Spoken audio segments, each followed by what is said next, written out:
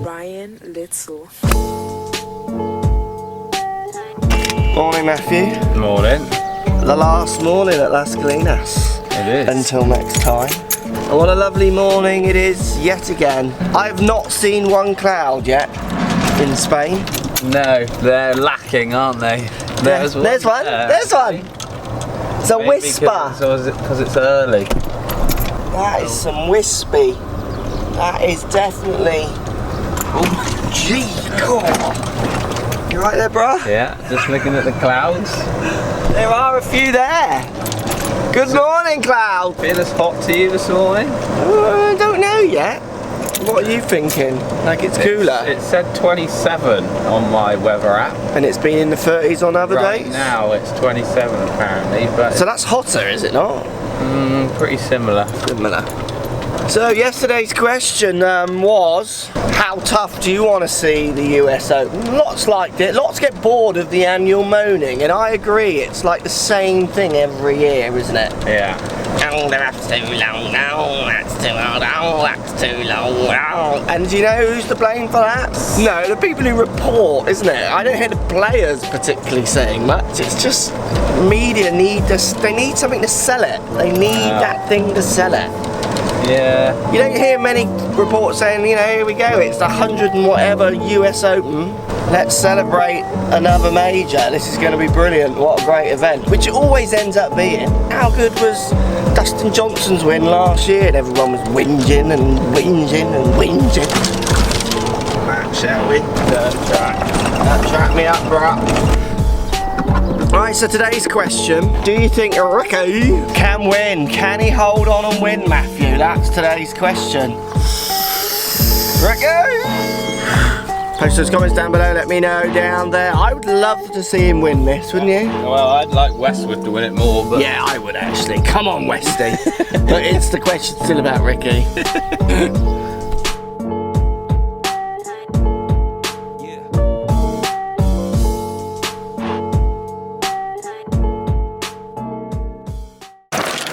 Right, on the course, filming today's daily vlog, Matthew, is going to be about 3 short game common mistakes that you see amongst players. So we can do a bit of pitching, maybe some other bits, short game, so kind of approaching greens from 100 yards in mistakes. Oh my God, look at the difference yardage. I won't be filming this bit.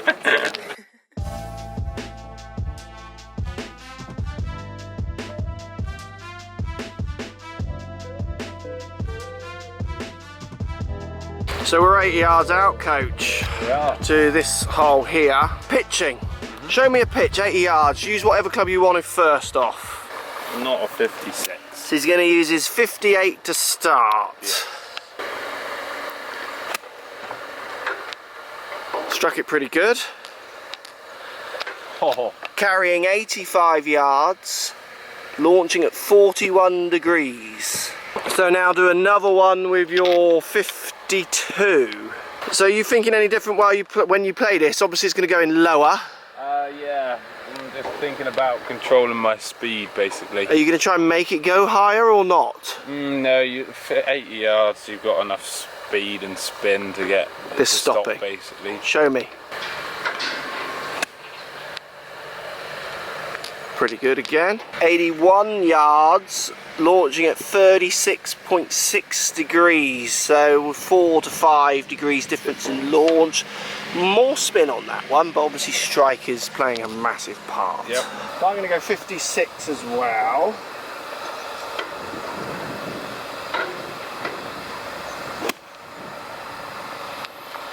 Up in the air, it's gone 93, so a little bit further. Launching at 40, same as what you launched. That'll be perfect because it's playing more uphill. Yeah. Again, for me, I feel like I can stop it still with this. Yep. But going uphill, I would want to use loft, would play into my mind. Yep. If this was into the wind, though, I would probably use 50. Again, for me, it's all out to try to control speed, length of swing and speed of spin. That's gone a little further, 103, launching at 29. Again, I think you were around 30. So apart from controlling speed, we're playing that exactly the same. And this is what I see amateurs not have. An option. The ability to work out with the different lofts in situation. Yep. And it's one of the biggest things I see good players do have that ability. They are able to think, right, I'm going to hit a high 56, a low 56, a hard 56, I'm going to hit a soft 50. They play around with the options. Amateurs in this situation go to their lofted club and just bang it at different speeds, I always find. And that just gives them less options in wins and things.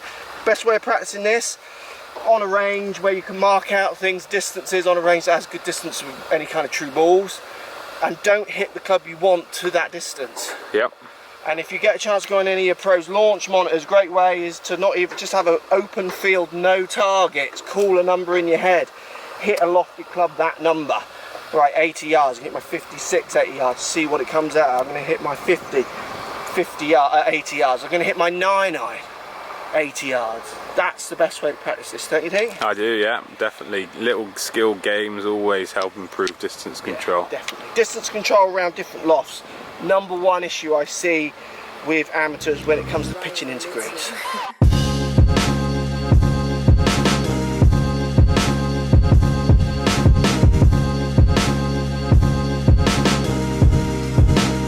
So we're 81 yards out, Matt.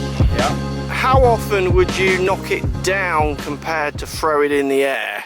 So I would say for me personally, I am sending the ball in lower, de-lofting my wedge more than I'm ever adding loft. So what I mean by that is I see amateurs playing wedges like ordinary shots, like ball middle, big swing, maybe changing the speed, popping it like up, up, up. I'm not doing that shot unless I have to. No, I would never set up like that. No, okay. That's the kind of the point I'm getting at. Okay. So for me, 56 here, degrees of loft, 81 yards. I'm still middle of my stance to maybe slightly back, and I'm still feeling like I'm hitting this way a bit. I don't feel like I would be with like a 7-iron kind of leveling out. Yeah. So even though this isn't going to go in low, I would still feel this is a slightly knocked down forward pitch. Knocking it down doesn't mean I have to have a really steep angle of attack. It just means I'm playing with the loft and the delivery. Knocking it down doesn't mean, like lots of amateurs I see in practice think, it just means like they're ramming it down. Yeah. So you've got what loft? 58. And you're gonna, so again, you're not gonna whack this way up in the air. It's gonna go because it's into the breeze a bit. And even if it wasn't, you're gonna send it in there at a controllable launched height in theory. Yeah. So I guess you're doing similar to me. You're not just banging it up in the air. In fact, you are taking loft off, which you could define as knocking down. Yeah, I'm taking loft off, twisting it, putting it back in my stance, all those things to take loft off. Amateurs I see just banging balls up in the air with lofted clubs and losing it left, right and centre. Definitely practicing trying to control launch, often for players knocking it down, keeping it lower in their imaginations while not taking massive chunks in the ground. I think it's quite a positive way of practicing. Yeah. I want to shower when you get back, Matt. Oh, get me in that shower again. Like about OCD-ness, right? Yes. Is that some battles you can't win, can you? If you think about it. Why? Some battles cannot be won. No matter how much you try to beat them, you're going to sweat again. Right, last idea that's really helping me with my short game, and thoughts change and ideas change when you struggle to find feelings like I have. But I've challenged my ideas of landing spot. So am I imagining the chip correctly, or am I just not executing the chip correctly? And I stress you to try and do the same. So what I mean by this, I like using one loft. I'm going to try and land this just in that first cut. So I landed here, and this was my landing spot. I saw this as my spot. So one, I executed the shot, that makes me happy. I landed it where I wanted to land it, but two, the result was correct. So not only was my imagination correct, then the execution was correct as well. So again, one loft, I'm going to try and land it in this stripe here, this stripe halfway towards the flag. So I just pushed it, but I landed it in the area I wanted to land it. So I landed it here rather than here. which is why it missed on the right. But the confidence it gives me that I can finish where I think it's going to finish when I'm questioning and challenging my own landing spots. So this is something I've learned really from playing with you, Matt. I used to do it as a kid. I only had landing spots. I now, when I stand over a chip, where I used to imagine in my head, you have a mind's picture, don't you, as you stood over it? Yeah. I used to imagine where the ball was landing or finishing by the hole. I'm now only imagining that landing spot, so I'm not even thinking about where the hole is. I do that pre-shot. What about you? I mean, you've always had landing spots, haven't you? Well, if it was a lesson, then I would always go strike first, landing spot second, and then, or club selection and then landing spot. So, yeah. Strike's obviously the most important. If you're definite in it, what's the point in thinking about landing spot? Well, you say that. What's interesting for me is it's helped my strike to have that picture in my mind of that landing spot. It's simplified what I feel my whole action should be doing. All right. So it's actually helped my strike by only thinking of landing spot in a funny way. But obviously it's one of those feelings that might change next week. You know, there's no science in that as such. Yeah, but landing spot's definitely a massive point. Yeah, and something that when I've played with you, you've always got a spot you want to land in. Yeah, definitely. So let's go to this first pin here, tucked little one. What's your landing spot? Well, if you land it on the green, you've got to strike it really good. So I'm just going to land it just short of the downslope of the semi, basically, and let it run down. So execution was good, landed where he wanted, so imagination was good as well, and obviously it did what he wanted. So it's that kind of realization of what you're imagining, which gives you such confidence. Yeah.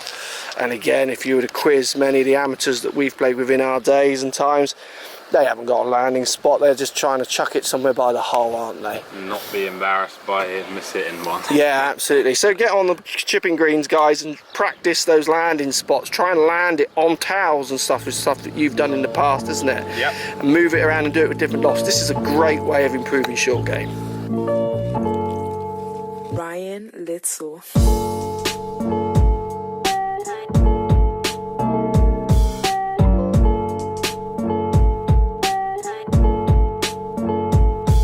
There we go, what a week by Las Colinas. Until next time, it's time to head home.